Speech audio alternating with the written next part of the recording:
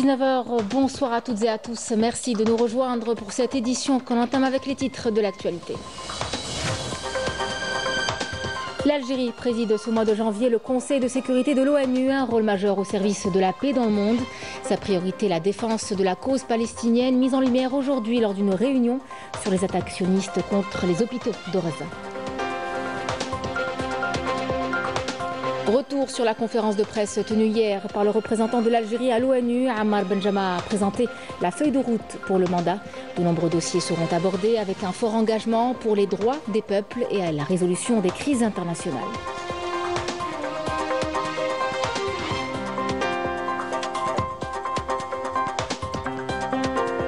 D'importantes avancées économiques sont enregistrées. L'Algérie concrétise de nombreux projets dans divers secteurs avec d'autres en préparation. Grâce entre autres à l'essor de la finance islamique générant plus de 817 milliards de dinars en 4 ans. Le secteur bancaire se développe également avec plus de 1700 agences ouvertes à travers le pays.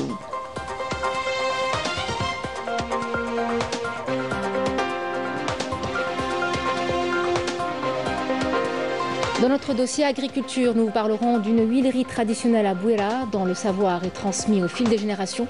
En parallèle à Bjaïa, les agrumes connaissent des récoltes abondantes et des prix attractifs avec des perspectives d'exportation prometteuses.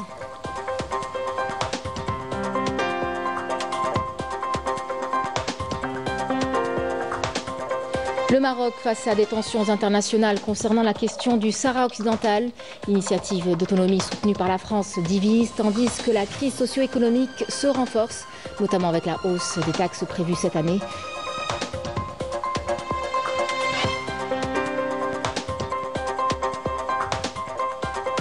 Et puis nous terminerons avec le tourisme saharien qui se révèle sous un nouveau jour en hiver. Nous irons à Tarik, une région au paysage saisissant et qui offre une multitude d'activités. Les touristes sont nombreux, attirés par la beauté unique de ces lieux.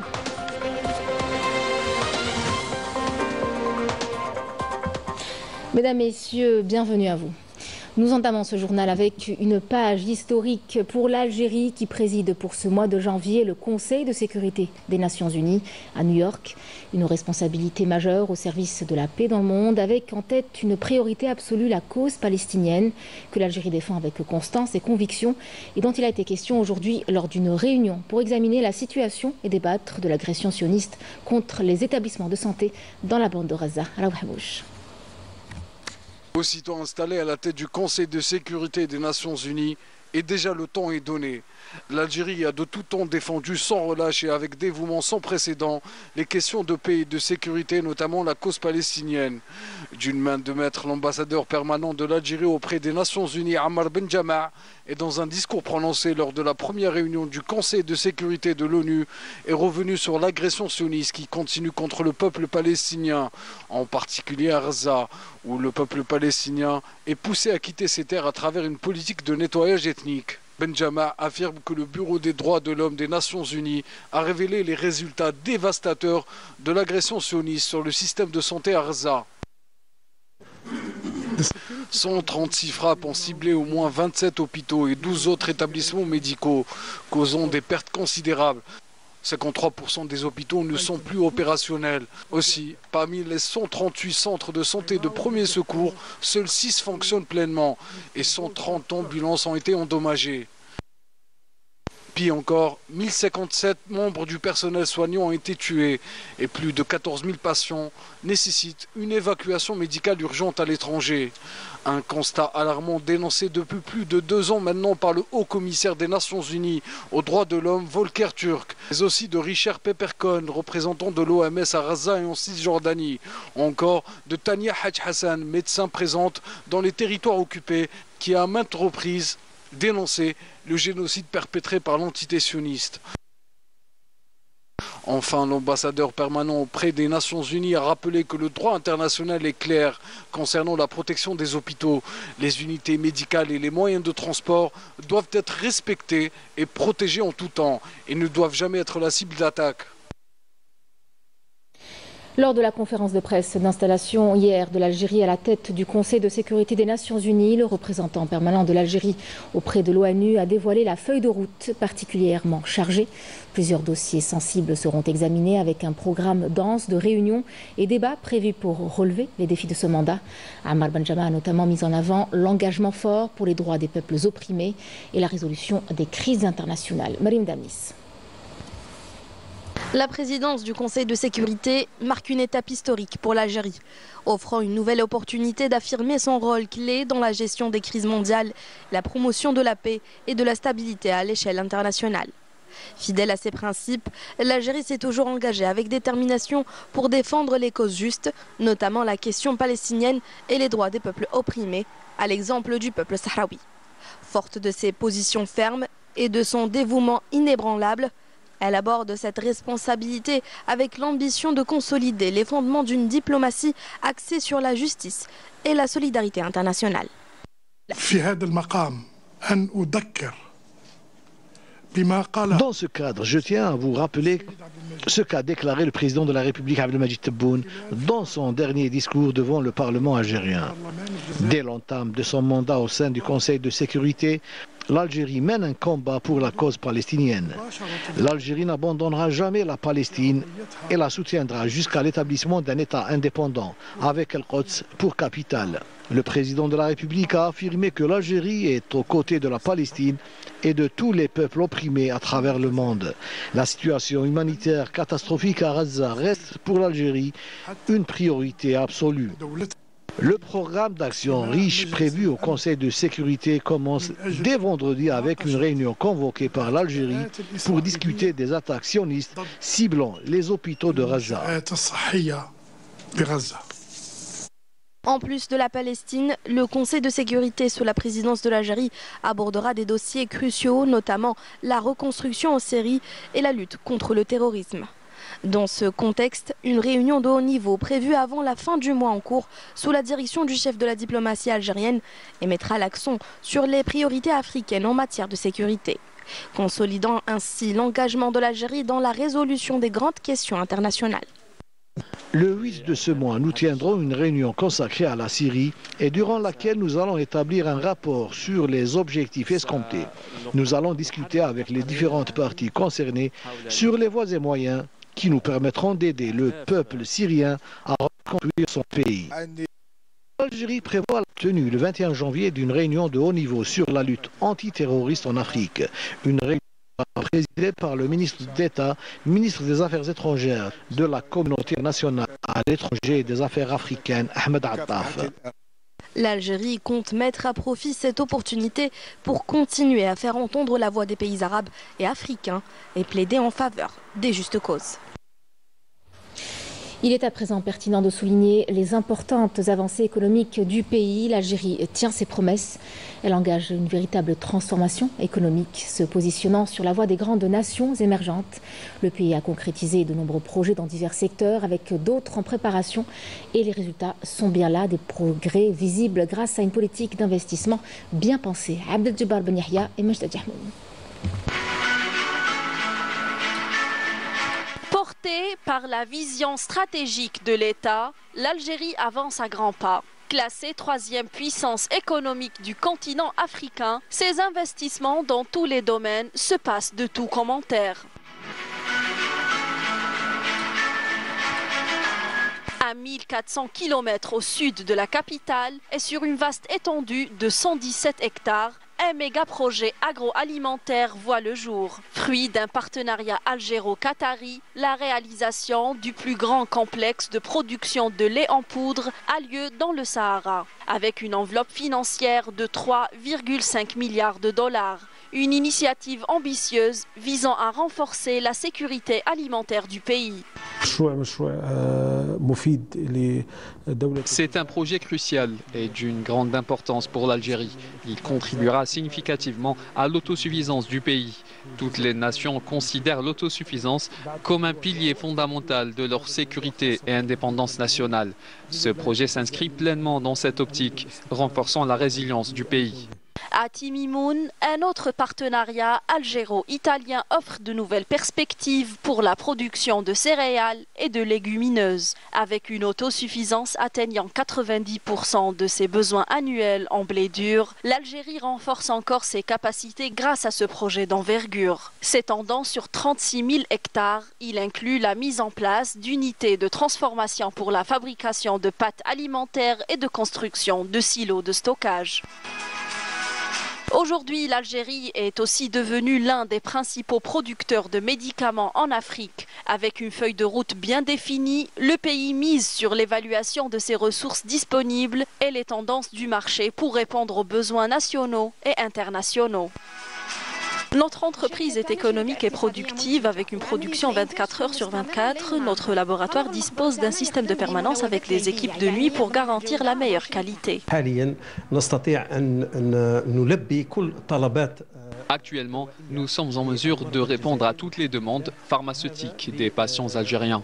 Grâce au soutien de l'État, nous exportons désormais selon les recommandations du président de la République vers le continent africain et asiatique, en plus du Golfe. Dans les prochains jours, nous visons l'exportation vers le continent européen aussi. آسيا والخليج العربي وإن شاء الله في الأيام القادمة سنصدر إن شاء الله للقارة الأوروبية. La transition vers de nouvelles méthodes de gestion et de gouvernance adaptées aux évolutions actuelles et à venir, répondant aux orientations de l'État visant à accompagner le développement global et à répondre aux besoins du présent ainsi que ceux du futur. Actuellement, nous commercialisons nos produits vers plusieurs wilayas du pays et même vers l'étranger, et notamment en Afrique. L'économie algérienne occupe la première place en termes de taux de croissance en 2024, surpassant ainsi les pays d'Afrique du Nord et du Moyen-Orient. Cette année-là, 6 302 projets d'investissement ont été enregistrés. Quant aux investissements étrangers, ils étaient de 113 projets, représentant une valeur totale proche de 16 milliards de dollars. Ces projets contribuent à la création de plus de 155 000 emplois permanents. Au lieu d'employer des étrangers, nous sommes désormais formés et travaillons ici. Nous sommes employés et tout se passe bien. Ici, la main-d'œuvre est à 100% algérienne. Tous les employés sont bien expérimentés. Le début 2025 marquera le véritable lancement du guichet unique destiné à fournir tous les services aux investisseurs dans le même endroit. Cela fait partie des directives du président de la République. Dernièrement, nous avons tout mis en place pour atteindre cet objectif. Ainsi donc, l'Algérie s'engage résolument vers un avenir prometteur, ancré dans une vision ambitieuse de croissance et de développement durable, en renforçant sa place parmi les nations émergentes. Et en parlant de cette ambition économique, l'Algérie poursuit sa dynamique de transformation en plaçant l'innovation et l'inclusion au cœur de son développement. La finance islamique en plein essor devient un véritable levier pour soutenir tant les entreprises que les particuliers. En seulement 4 ans, elle a généré plus de 817 milliards de dinars de dépôts. Une évolution qui s'accompagne aussi d'une forte expansion du secteur bancaire avec plus de 1700 agences en activité à travers le pays. Yamina Saïdi. Depuis son introduction par les banques publiques en 2020, la finance islamique a transformé le paysage bancaire algérien avec des dépôts dépassant 817 milliards à la fin du mois de septembre 2024. Ce financement attire de plus en plus d'Algériens en quête de solutions conformes à leurs convictions. Ce succès s'appuie sur une offre diversifiée proposée par 12 banques publiques et privées à travers le territoire national avec plus de 745 570 comptes bancaires conformes aux principes de la finance islamique. L'impact économique est tout aussi significatif. Les financements accordés dans le cadre de cette formule ont dépassé les 437 milliards de dinars pour les sociétés et plus de 66 milliards de dinars pour les particuliers. Ces chiffres illustrent la contribution de la finance islamique au développement économique et à l'inclusion financière. En parallèle, le secteur bancaire en général continue de croître avec 1735 agences durant le même semestre. S'agissant du paiement électronique, Plus de 4,5 millions de transactions ont été enregistrées pour une valeur de près de 36 milliards de dinars, alors que les paiements par Internet ont dépassé les 14,8 millions de transactions pour un montant de près de 39 milliards de dinars en octobre 2024. Le nombre de cartes bancaires en circulation dépasse 19,4 millions d'unités entre cartes CIB et Dahabia. Passons à présent à un tout autre secteur en pleine évolution, l'agriculture, reflet de la richesse de Dame Nature. Direction la wilaya de Bouira, plus précisément à Majdallah, où une huilerie traditionnelle continue de produire une huile savoureuse, transmise de génération en génération. Aujourd'hui, les plus jeunes de la famille perpétuent cette tradition. Notre journaliste Badé Amarni a eu le privilège de goûter l'huile de ces olives récoltées avec soin. Reportage. C'est dans ces vastes plaines de Majdallah à Bouira que ces oliviers continuent depuis des décennies à produire une qualité d'olive très appréciée de par le monde. Le chemlel dans l'huile est connu pour son goût exquis et produit dans cette exploitation agricole dont la cueillette tire à sa fin. L'huilerie familiale fonctionne déjà à plein régime jusqu'à la fin de la campagne. On utilise des méthodes traditionnelles anciennes pour l'extraction de l'huile d'olive et la majorité des consommateurs préfèrent ce genre d'huile traditionnelle pour sa saveur unique, plus complexe et plus riche. Elle produit une huile de qualité de par les oliviers qui sont en place, qui ont été plantés, par son taux d'acidité qui est très très bas, qui va de 0,5 à 0,8, alors que dans d'autres régions c'est 3, 7 degrés, etc. Ça dépend. Après des études universitaires, Omar et Ali ont décidé de reprendre l'activité de cette ancienne huilerie familiale située dans la région de Bni Ikhlef et de la développer avec l'aide de leurs parents. Aujourd'hui, non seulement ils produisent eux-mêmes leurs olives dans leur exploitation de 14 hectares, mais ils achètent aussi de grandes quantités chez les agriculteurs pour les besoins de l'huilerie qui emploie 18 personnes.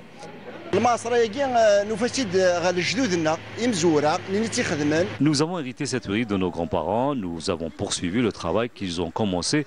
J'espère que nos enfants vont prendre la relève pour la préserver.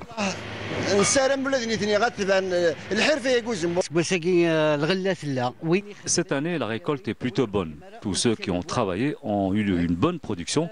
L'État nous a accompagnés et nous avons bénéficié de l'eau et de l'électricité. Les olives doivent passer par plusieurs étapes. Après le lavage, le produit passe par le broyeur, ensuite le malaxeur doseur, la presse, le bassin de décantation, avant que l'huile ne coule toute claire et prête à la consommation.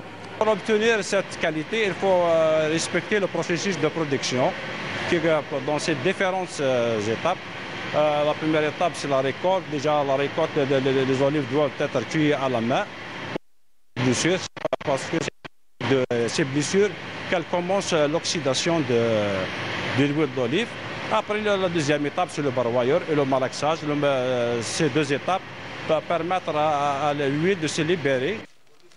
L'ambition de Omar et de Ali ne s'arrête pas là. Ils souhaitent élargir leur activité, mais cela ne peut être possible sans l'eau qui manque pour l'irrigation de leur exploitation. On voudrait bien qu'ils nous fassent une vanne d'irrigation pour améliorer notre production, notre rendement. Parce que on reçoit les olives des autres et aussi c'est ce qu'on exploite nous-mêmes. La subdivision agricole de Majdallah accompagne les agriculteurs pour atteindre les objectifs tracés par l'État pour ce qui est de la filière oléicole. De bons résultats sont d'ailleurs obtenus. Notre subdivision dispose d'une superficie d'environ 3000 hectares, plus exactement 3071 hectares, répartis en 4 communes. Le rendement cette année, c'est une année moyenne avec un rendement huile de 16 litres au quintal. Ça peut aller jusqu'à 22-23. Concernant les huileries, on a 52 huileries, dont 22 en automatique, ça veut dire une chaîne continue, et 30 en semi-automatique. La campagne oléicole bat son plein à travers le pays. Majdallah n'est pas en reste puisque les huileries continueront à fonctionner jusqu'à la dernière goutte extraite. Après avoir dégusté l'huile d'olive, savoureuse héritière d'une tradition familiale bien ancrée, c'est à Béjaïa que nous allons, où l'agriculture nous réserve encore des surprises. Les agrumes aussi font leur show avec des récoltes abondantes et des prix plus qu'abordables. L'occasion d'accélérer la cueillette et avec des volumes en hausse, l'Algérie pourrait bien faire parler de ses agrumes sur les marchés internationaux à la conquête de nouveaux horizons. Un reportage de Saïda Mayouf. À Daïra d'El-Kseur, à Béjaïa, plus précisément au lieu dit Bouqala, l'exploitation Hadj Salah comprend près de 6000 arbres d'agrumes répartis sur une superficie de 14 hectares. Citronniers, mandariniers et orangers, l'heure est à présent à la cueillette d'un fruit gorgé d'eau et de soleil arrivé à maturité. On estime 200 à 300 quintaux à l'hectare. Production abondante. Ça fait, même l'année dernière, cette année aussi, les prévisions, inondation des marchés. Là, cette année, déjà avec le monde entier, on n'a jamais vu une baisse comme cette année. C'est la première fois qu'il y a une chute de prix. En chiffre, c'est que le montant est vendu ici à 35, à 3000. Voilà. 30 là, voilà. Celle-là, c'est la table, c'est l'orange de saison de table. C'est celle qu'on mange, elle est la plus délicieuse. Pour que se déroule à bien la campagne de la récolte des agrumes de saison, le renforcement de la main-d'œuvre est sans nul doute un acte très apprécié permettant d'accélérer la cueillette.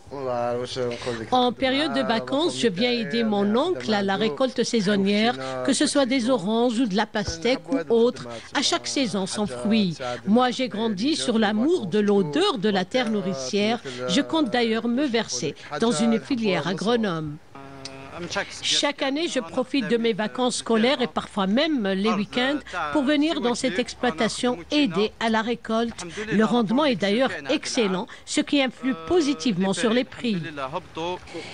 Avec des vergers agrumicoles au rendement satisfaisant et une production abondante, l'agrumiculteur Rakli Hamzal s'est tourné vers le volet exportation, une manière de se positionner sur les marchés internationaux. On fait des essais, des tentatives, mais en général c'est la France et les pays qu'on a fait une fois par le Qatar et un peu le Canada, mais c'est des petites quantités d'ici. Moi je préfère c'est un professionnel qui vient prendre notre production parce que déjà nous on n'a pas le temps, on est toujours sur le terrain toute l'année. La production des agrumes, tu peux aller 7 mois. La saison, parce qu'il y a les précoces maintenant en début, il y a au milieu de la saison et il y a les tardifs. Moi déjà ici, j'ai des variétés que tu peux recueillir à 17 août pour la fin. En général, c'est des tardifs pour la transformation juteuse, les plus résistantes que les tamsons. Les agrumiculteurs de la région de Béjaïa tablent sur une récolte prévisionnelle de près de 600 000 quintaux pour la saison actuelle de ce beau fruit allié naturel de la santé très prisé, notamment pendant la saison froide en raison de sa forte concentration en vitamine C. Dans l'actualité internationale, le Maroc est toujours sous le feu des projecteurs concernant la question du Sahara occidental. Alors qu'ils avaient promis un référendum sur l'autodétermination du peuple sahraoui, l'approche du royaume a évolué vers un projet d'autonomie soutenu par la France. Un revirement qui a provoqué des tensions, notamment avec plusieurs pays européens qui rejettent cette initiative. Des voix s'élèvent pour rappeler la nécessité de respecter les droits fondamentaux. Yamina Seydji.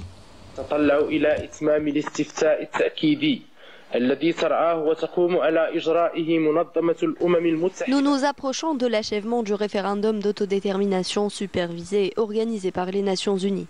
C'était l'un des principaux engagements du roi du Maroc lors de son accession au pouvoir après le décès de son père. Ce régime s'était engagé à organiser un référendum sur l'autodétermination du peuple sahraoui en accord avec la légalité internationale. Cependant, avec l'évolution des intérêts du Makhzen et l'intensification des complots et des manœuvres, le discours a changé. L'engagement initial s'est transformé en occupation d'une large partie du Sahara occidental. Aujourd'hui, le régime marocain défend sans vergogne l'idée de l'autonomie, une manœuvre soutenue par la France pour contourner la légalité internationale et protéger ses propres intérêts stratégiques dans la région. Il semble que les puissances coloniales, anciennes et modernes, savent parfaitement coopérer lorsque leur intérêt converge. Le régime marocain, dernière porte encore ouverte de la France, ne fait qu'agir en tant qu'entité fonctionnelle, appliquant docilement les injonctions occidentales en faveur du plan d'autonomie du Maroc au Sahara occidental. Il met à disposition toutes les ressources de son territoire et d'un territoire auquel il n'a aucun droit, en échange d'illusions et de fausses promesses. Le soutien de la France n'est qu'un calcul politique douteux visant à falsifier et à détourner la vérité tout en consolidant une réalité coloniale qui entrave la mise en œuvre du droit du peuple sahraoui à l'autodétermination. Une contradiction d'autant plus marquante que ce soutien émane d'un membre permanent du Conseil de sécurité, supposé respecter et appliquer les résolutions onusiennes. Le Maroc fait face à une série de réserves diplomatiques et juridiques concernant le dossier du Sahara occidental. Malgré ses tentatives de manipuler et d'acheter le soutien de certains pays, l'Allemagne, l'Italie ou encore le Portugal rejettent ces manœuvres tandis que des juristes et défenseurs des droits humains exigent l'application des résolutions des Nations Unies, affaiblissant davantage le projet marocain d'autonomie. En parallèle, le pays traverse une crise socio-économique de plus en plus marquée. Les politiques du régime du Marzen, accusés d'épuiser les ressources publiques pour renforcer le pouvoir en place, continuent de peser lourdement sur les ménages. Avec une nouvelle hausse de taxes prévue pour cette année, la pression s'intensifie et alimente ainsi une situation déjà tendue pour les Marocains. Zakaria Mehoubi, Amel Bouarba. Au Maroc, les perspectives économiques sont de plus en plus sombres. L'année 2025 s'annonce d'ailleurs des plus difficiles avec l'augmentation des taxes qui pèsent lourdement sur les ménages. De quoi exacerber les inégalités et creuser encore davantage le fossé entre les classes sociales. Nous vivons dans un pays qui brandit à chaque fois la menace des taxes pour étrangler davantage les ménages qui peinent à se nourrir. De l'aveu même de nombreux analystes, l'économie marocaine traverse une crise multidimensionnelle. La dernière trouvaille du régime marzénien, l'augmentation des taxes en 2025 pour financer ses dépenses publiques et combler le déficit budgétaire. Des mesures perçues comme une véritable épée de Damoclès, aggravant la précarité et la frustration sociale. Les prélèvements fiscaux ont atteint 29,5 milliards de dollars, ce qui représente près de 80% du budget d'un État. 4,5 milliards de dollars est consacré au remboursement de la dette payée grâce aux taxes imposées aux Marocains. Ce régime est d'une perfidie. Avec les taxes imposées aux Marocains, il paye les dettes du Fonds monétaire mondial. Trop, c'est trop. La situation ne cesse de se dégrader. Personne ne doit se taire. Nous sommes humiliés. Face à une inflation galopante, l'augmentation des taxes vient accentuer la pression sur les ménages, confrontés à des conditions socio-économiques des plus précaires. Ces derniers mois, le taux de chômage a connu une forte augmentation, atteignant les 21,3%. La marginalisation touche également une large part de la jeunesse. Environ 4,3 millions de jeunes sont exclus du système éducatif et du marché du travail. Cinéma et révolution, intéressons-nous à présent à une page très sombre de l'histoire de l'Algérie où des dizaines de milliers d'Algériens ont été arrachés à leurs terres pour être regroupés dans des camps de détention dans de terribles conditions. Un extrait du documentaire sur les traces des camps de regroupement nous replonge dans cette période marquée par les violences et la répression brutale exercée par la France coloniale contre notre peuple. Un travail de mémoire porté par Amir Nebech qui aura comme invité le professeur Réaté. L'intégralité sera diffusée ce soir sur Canal Algérie. Voici un aperçu.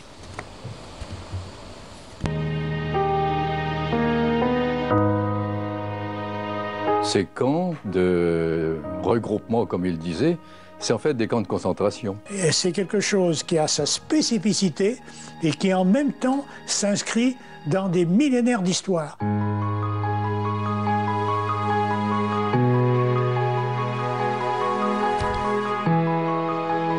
Les gens laissaient leurs biens, laissaient leurs terres, laissaient leurs gourbi, laissaient leurs mechta et ils partaient avec des tracts qui tombent du ciel, n'est-ce pas? Vous quittez immédiatement, sinon vous êtes exécutés.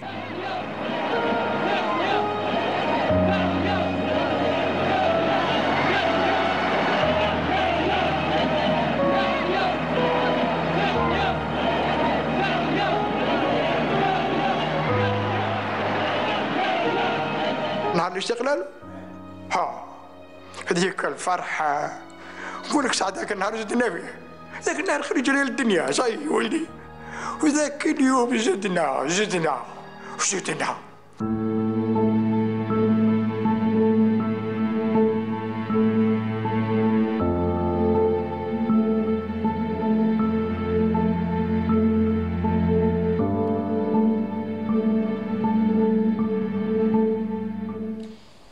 L'entraîneur de football Belkacem Moqdadi décédé aujourd'hui à l'hôpital de Qloua à Tipaza à l'âge de 82 ans des suites d'une longue maladie.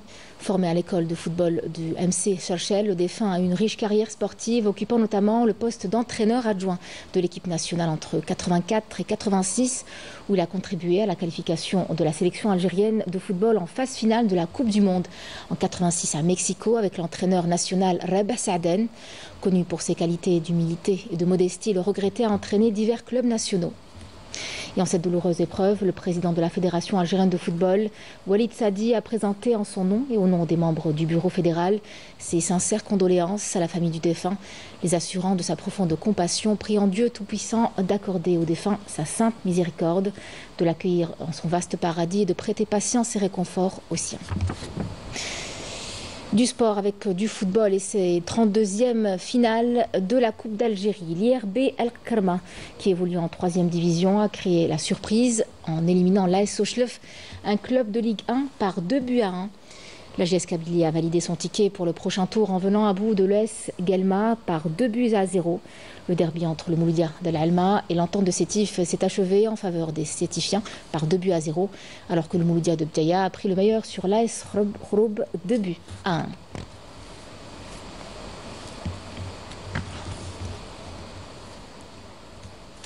Et avant de clore les pages de ce journal, cap sur la vallée de la Saoura, à Tarit, où le tourisme saharien prend un tout autre visage en hiver. C'est à vrai dire la période parfaite pour explorer ces régions qui attirent des touristes venus de loin. Je ne vous apprends rien, les paysages sont époustouflants, les activités très variées. Un vrai dépaysement entre dunes et palmeraies qui donne envie de s'évader et pourquoi pas d'y revenir. Sophia Bessedet.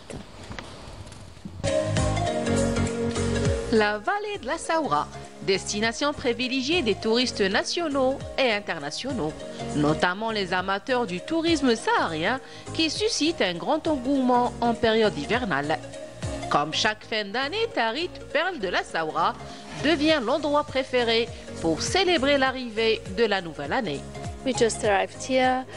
In Béchar. It's our first time in Algiers. Nous venons d'arriver à Béchar. C'est notre première fois en Algérie et nous l'apprécions énormément. Nous sommes très heureux d'être ici. La police est très amicale et essaye de nous aider à chaque fois que nous avons des questions. Ils ont été très serviables et nous nous sentons en sécurité ici. Nous arrivons d'Allemagne, c'est notre première fois et nous l'avons vraiment adoré. Nous sommes venus découvrir l'endroit parce que nous avons entendu beaucoup de choses positives sur l'Algérie et nous voulons nous faire notre propre idée. Et nous avons eu un très bon feeling. Dans les rues, nous nous sentons en sécurité. Je viens d'Allemagne et je suis d'origine algérienne. C'est ma première fois ici à Tarit et je suis très excitée de le dire car j'adore l'expérience. Chaque jour est une nouvelle aventure parce que nous découvrons de beaux paysages et de bonnes personnes. Et oui, je pense que tout le monde devrait venir. Je vous le recommande. Franchement, l'expérience, elle est magnifique. Tarit, c'est une très très belle ville.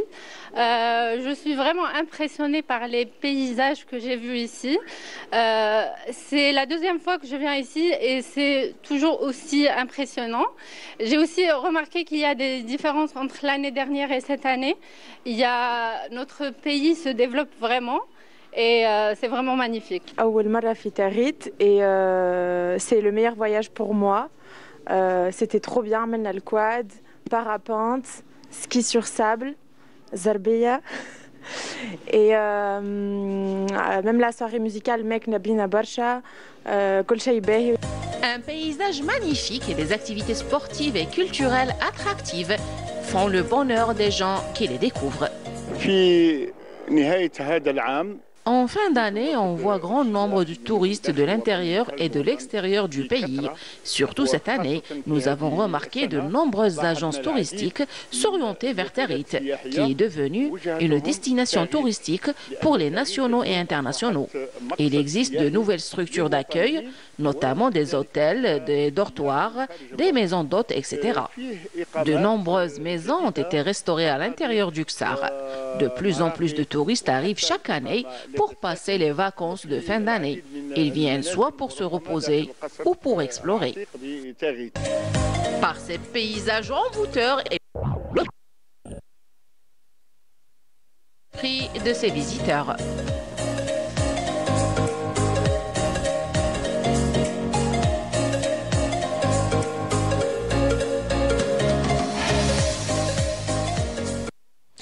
C'est la fin de ce journal. Merci de l'avoir suivi. Je vous retrouve demain pour l'édition de la mi-journée à midi. Très bonne soirée à vous.